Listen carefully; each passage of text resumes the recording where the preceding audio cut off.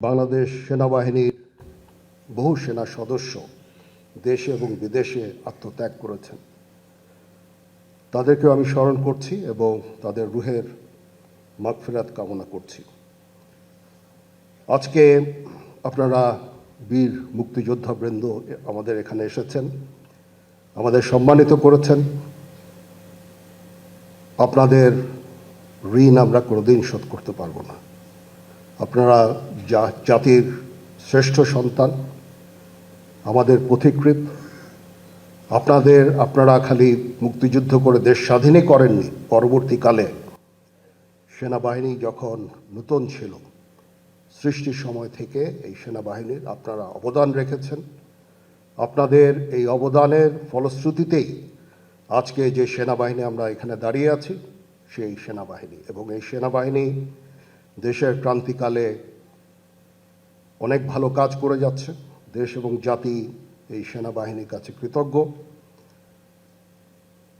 দিনরাত সেনার সদস্যরা পরিশ্রম করে যাচ্ছে দেশের আইন শৃঙ্খলা রক্ষার কাজে। তাছাড়াও আমরা দেশ এবং জাতি গঠনের বিভিন্ন কাজে আমরা নিয়োজিত আছি।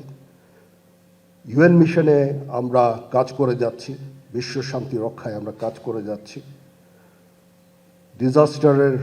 ডিজাস্টার রিলিফ কাজেও আমরা করে যাচ্ছি এবং আমরা পারদর্শিতা অর্জন করেছি। এটা একমাত্র সম্ভব হয়েছে আপনাদের ঐকান্তিক প্রচেষ্টা। আপনারা যে আমাদেরকে যেভাবে প্রশিক্ষিত করেছেন, যেভাবে মোটিভেটেড করেছেন, যেভাবে আমাদের দিক নির্দেশনা দিয়েছেন, তার ফলশ্রুতিতে আজকে এই সেনাবাহিনী এই বর্তমান জায়গায় আছে।